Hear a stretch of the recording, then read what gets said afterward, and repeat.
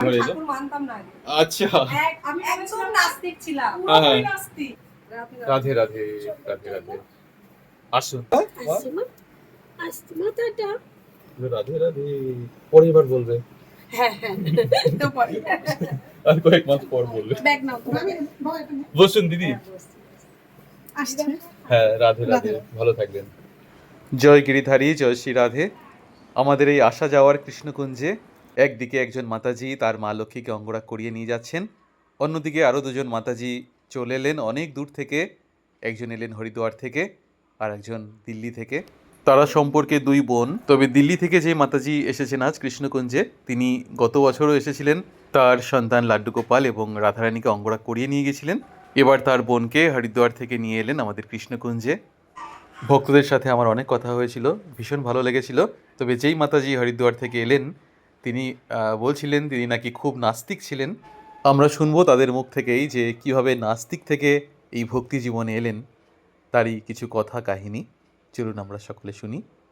অনেক কষ্ট করে তোমরা এসছো, যা গরম পড়েছে আজকে। গরম আর কি দিদি বললো কি না সাদা বখানে চলো। আমি বলেছিলাম না দিদি হরিদ্বার থেকে হরিদ্বারে। আচ্ছা জি। তো আমি বলেছিলাম হ্যাঁ হ্যাঁ সাজিয়ে নিয়ে তুমি বলেছিলে। আমার এখন আলাদা রকম সাজিয়ে নিয়ে হ্যাঁ হ্যাঁ, তুমি তো এমনি দিল্লিতে থাকো না? হ্যাঁ আমি দিল্লিতে থাকি। ও বলেছিল, তাই বললাম চলো তোমরা এসেছো। তোমার কি হয় জানো? আমার দিদি হয়। আচ্ছা, বাহ। আজকে আমরা ধন্য যে হরিদ্বার থেকে ভক্তরা মানে এখানে এসেছে। যে ওর মেয়ের আমার পরীক্ষা হচ্ছে, তুই আগে করিয়ে নে, তারপরে আমি যখন আবার আসবো তখন আমিও আমার দুজনকে নিয়ে আসবো। আচ্ছা আচ্ছা, জন্মাষ্টমী আমি ঘুরে আসলে আসবে।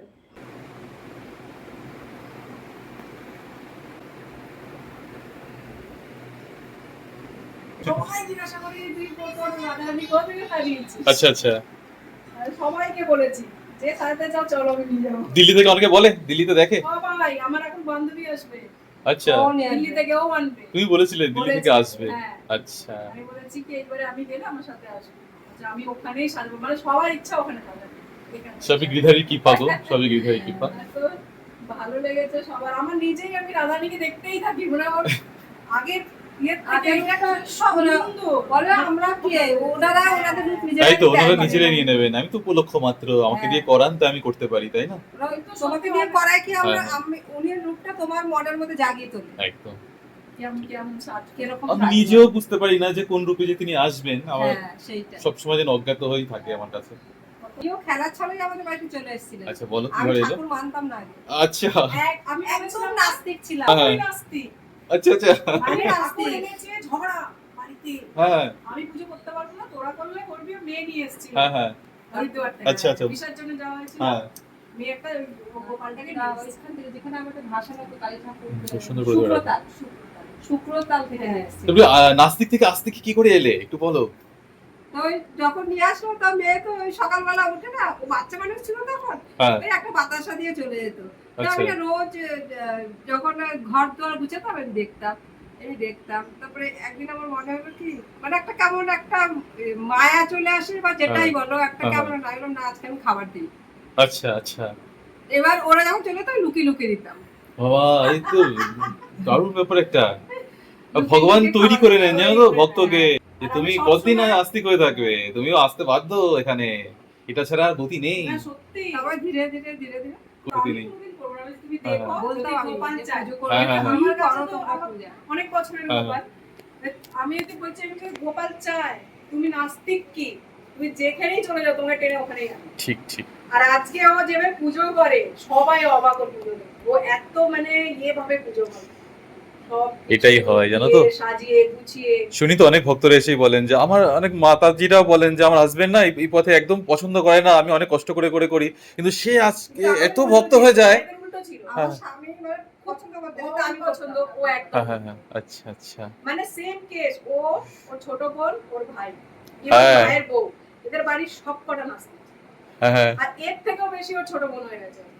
ও সত্যি করে তারপরে আরো মন এসেছে কি, একবার এরা সবাই হরিদ্বারে আমাদের গড়িয়া মাঠে যেতাম আমরা, তো জন্মাষ্টমীতে না, ফার্স্ট টাইম যখন গেলাম, আমরা গেছি সবাই আমাদের গোপাল নিয়ে। হ্যাঁ, তো আমি খেলার জন্য গেছি, দেখতে মজা দেখতে। এ তো মনে মনে এটা ভেবে গেছিল না এসব হয় না, এরা তো এত কিছু করে, এবার উপোস সবাই, আর ওদের মতে তো উপোস অনেক ওইভাবে হয়, মানে আগের দিন ওইরকম গেছি। হ্যাঁ হ্যাঁ এবারে কীর্তন হচ্ছে, হ্যাঁ ওই রাত্রিরে কীর্তন হচ্ছে, মানে কীর্তন হতে হতে কি সবাই হাত তুলে, তো তখন তো এটা মনে হয় না নাচে। ও কি করেছে, বসেছিল, ও তো উঠে গেছে, উঠে কি হয়েছে, মন্দিরের সামনে এইদিকে একটা তুলসী গাছ, এইদিকে একটা তুলসী গাছ, হঠাৎ আমি তাকাচ্ছি দেখি তুলসী গাছের মধ্যে এইটুকু একটা কালা কৃষ্ণ এমনি করে পা ঝুলাচ্ছে আর বাঁশি বাজাচ্ছে। ফিল করতে পারছো? হ্যাঁ আচ্ছা মানে আমি দেখছি, আচ্ছা আচ্ছা আচ্ছা সবাই কি দেখতে পাচ্ছে কিনা জানি না, আমি দেখতে পাচ্ছি কি একটা এইটুকু একটা কালো রঙের কৃষ্ণ হাতে বাঁশি বাজাচ্ছে আর এমনি করে ওই ডালটা তুলসী গাছের ডালের মধ্যে বসে এমনি করে ঝুলছে। হ্যাঁ ওই দেখে তো ব্যাপারটা কি হলো, তো আমি না চোখটা ঘুরানোর চেষ্টা করছি, কিন্তু চোখটা ঘুরাতে পারলাম না, আর আচ্ছা। পরে ঘুরাতে পারলাম না, মানে তখন মানে অজ্ঞান পড়ে অজ্ঞান হয়ে গেছে। অজ্ঞান হয়ে গেলে তখন হ্যাঁ, ওই দৃশ্য দেখে? হ্যাঁ আচ্ছা মানে আচ্ছা না আমার মাথা না চোখটা কেন ঘুরাতে পারি, মানে আমি ও আটকে গেছে ওই জায়গাটা। আচ্ছা আচ্ছা মানে হ্যাঁ। এবার আমি অন্যগুলো দেখার চেষ্টা করছি যে আমি ঘুরানোর চেষ্টা করছি, আমার চোখ কিছুতেই ঘুরছে না, হুম এরকম আটকে গেছে চোখটা। তারপরে জানি না, তারপর ওরাই বললো অজ্ঞান হয়ে পড়ে আছে, তারপরে আর কি হলো আমি জানি না। ভগবানের কৃপা লাভ হয়েছে আপনার, হ্যাঁ, আর আপনাকে আমার প্রণাম, সশ্রদ্ধ প্রণাম।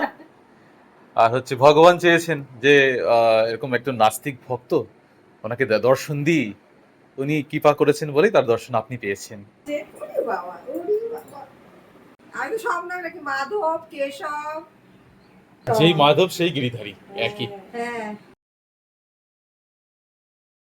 আসা যাওয়া। মানে একটা চুপচাপ হলেও হ্যাঁ হ্যাঁ একটা মানে যে একটা বাড়িতে একটু চুপচাপ হলে মানে কেমন একটা লাগে না, হ্যাঁ একটু কেমন ভয় ভয় বা কিছু না, হ্যাঁ। শান্ত বাড়ি হলো, হ্যাঁ কিন্তু এখানে অন্যরকম ইয়ে একটা। আসছি ভাই, হ্যাঁ দিদি, আসি, হ্যাঁ। রাধে রাধে।